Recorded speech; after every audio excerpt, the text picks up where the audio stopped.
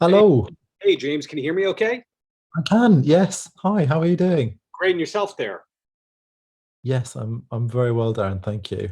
So glad to hear that. Love the movie. This is not a blowing smoke thing. Just love the movie. Can't get enough of it. It's a shame there can't be a sequel per se. But when did you actually make it? Was it 2018? It was the end of 2018. Yes, it End of was 2018. November 2018. Yeah, Was yeah. that your first time in Utica, Syracuse, Troy, that area? It was. Yes. It absolutely was. It was. I really liked it there. Actually, it was very cold, but it was nice. It would have been nice to. Is it the Catskill Mountains that are there? That No, that's around there. the Finger Lakes. Yeah, that's all around there. So Yeah. I'm on Long Island, New York. I don't know if you've ever been Uh, here, but if you've flown into JFK I Airport, you've have. been around here. Okay, exactly. I have. And In fact, while we were doing Shoplifters, um, Natalia, who was doing the costume design, uh, she um, she and I, well, she took me to a haunted house on Long Island because oh yeah, so that was it. So we must have been there kind of October and November, I think. And oh my God, you guys really do, you really go for it in the haunted house department. We don't do this over here. Well, I think we do, but it's just I don't know, not so much. Anyway, not really nearly so much. Oh my God. And I remember, and they were saying like, it's really scary, by the way. It's like an hour you go through. yeah, I'm like, oh my God, I don't know if I really want to do this. And we for an got hour. up to, the entry and it says, don't go in if you've got heart palpitations, asthma, anything like. I'm like, I've got heart palpitations, I've got asthma, I can't do this, I can't do this, I can't do this. So it was but I did manage to do it, and we were followed around by a nun, a spooky nun for ages, and it was absolutely terrifying. I mean, I absolutely jumped out of my skin no end of times. Yeah. My wife is the resident horror person in this household. I can't do any of that stuff. Like there's jokingly a Freddy Krueger thing or two up in our apartment. I'm terrified and I can't do it. That's why I gravitate towards the Smiths in your movie because that's the passive version of all that. But we here on Long Island, which is just 20 miles outside of New York City, have a weird relationship with the people in Utica and Troy and all that, where we call them upstate, and they go like, "We're not upstate, you're downstate," and I don't know. It's weird stuff and all that. So, had you filmed in New York in general before this, or was this was all the first time in New York? It was all the first time New York. I think I'd only been to New York once before, to the city, and only for a couple of days. Yeah, yeah. Wow. I've not really been to New York. Well, Yeah. I'm finding fewer and fewer movies are being made in New York or Los Angeles. So it's totally not common to for me to assume that you've been to all those places. Have you done much more filming in London per se? No, no. I think in my life I've only done one thing filming in London. I think ever. Yeah, yeah. I think probably similar story. Yeah, I think things tend to be filmed elsewhere, don't they? Outside of the old big cities. I did do a Yeah. pilot in Los Angeles. I think maybe that was in 2018 as well, and that was on the Fox lot. That was very exciting to actually be there, in LA, actually shooting in LA. That was very cool. Actually, that was great. Yeah, It's definitely a weird thing where your movie is supposed to be Colorado, but of course, again, because I read a little too much, I know it's upstate New York. We've had movies in my town that said that they were in Idaho. Like Orange is the New Black, filmed in the middle of America, and it was just here on Long Island and all that.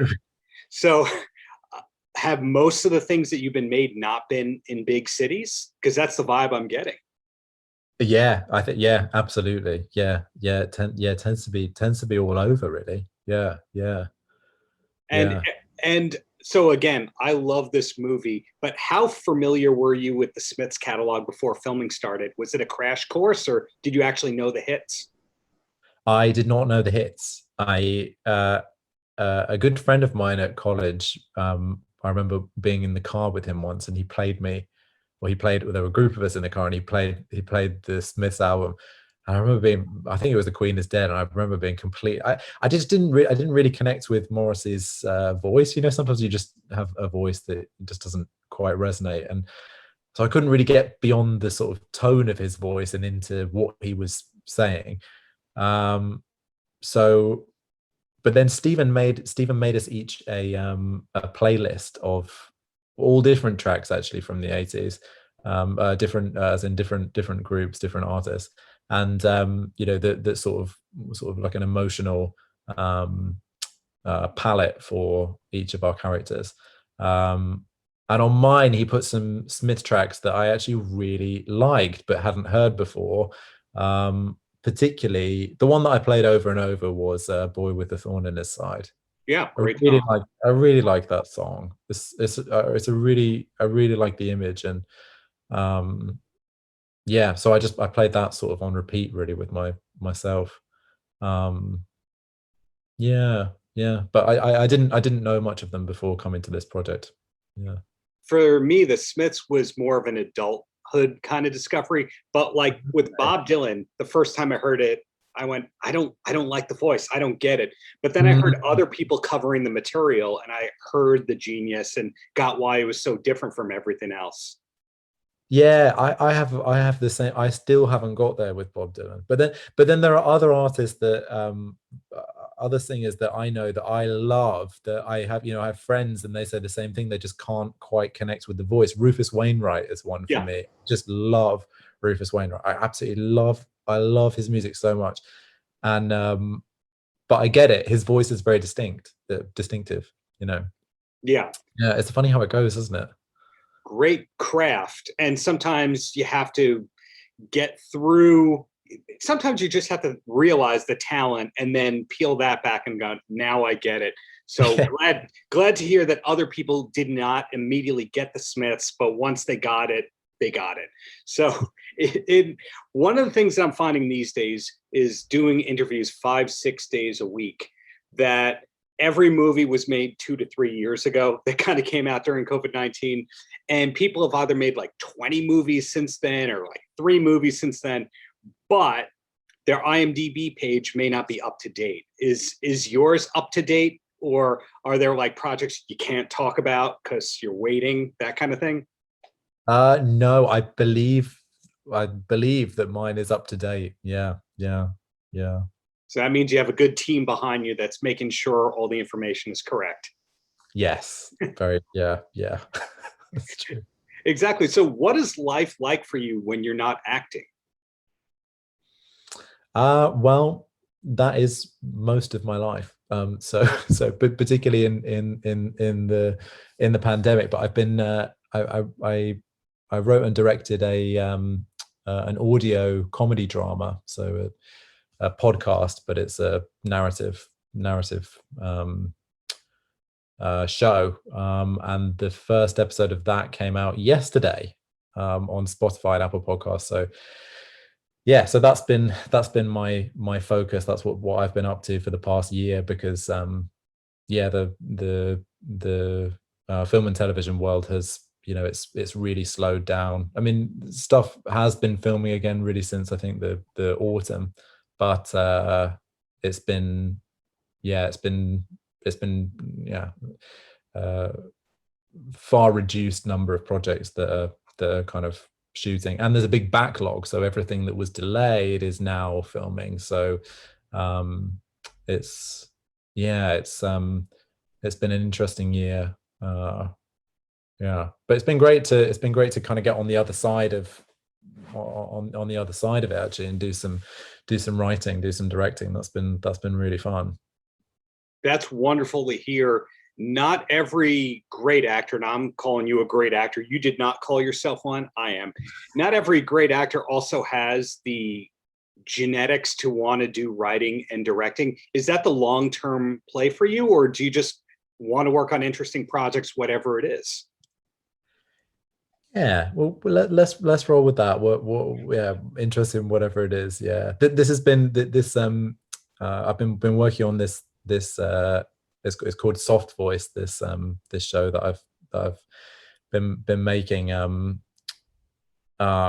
It's been almost exactly a year since I first started writing the script, and now we're almost finished the post production, and yeah, we just had our kind of launch, our first episode release yesterday. So it's been a very long process, but it's given me a whole new respect for for the non-acting components of storytelling. You know, Stephen wrote this. I think it was maybe 11 years or Yes. something. Yeah, and you know, so a real labor of love, and you know, the attention to detail and the care and the thoughtfulness and the way that he's shaped all of the character arcs and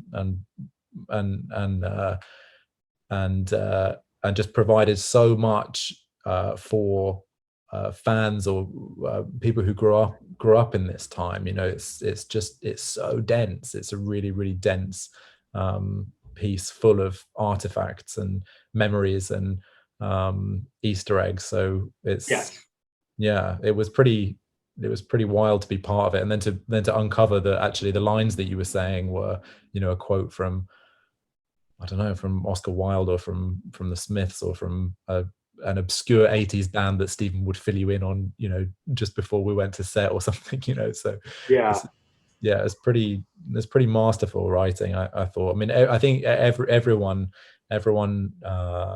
on the acting side, I think, you know, we all said the same thing really when we first met, which is that just reading the script, we were all just gunning for it. We just really, really wanted to be a part of it, because you can just tell when a script has come from a personal place, I think, and there's a level of care over the language, and the characters feel as though they were created by someone who loved them, which is something that feels very nice to read.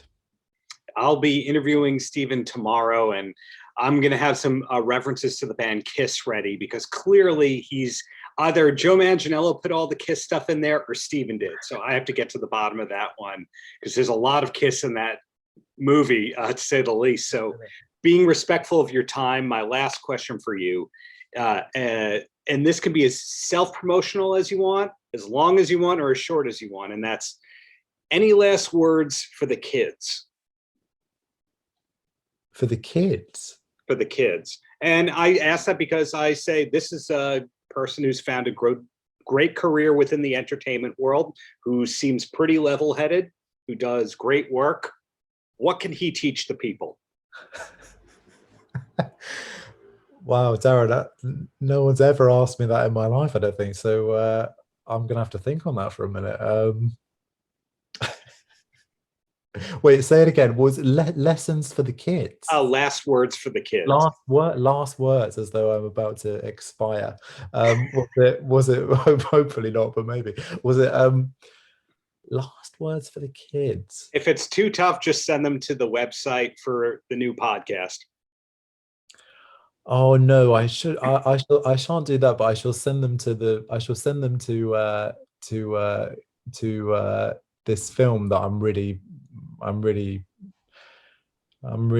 happy to have been a part of it, and it is available on March the 26th in cinemas. I don't quite know how you're doing that over there, but you are, and that's magical and wonderful, and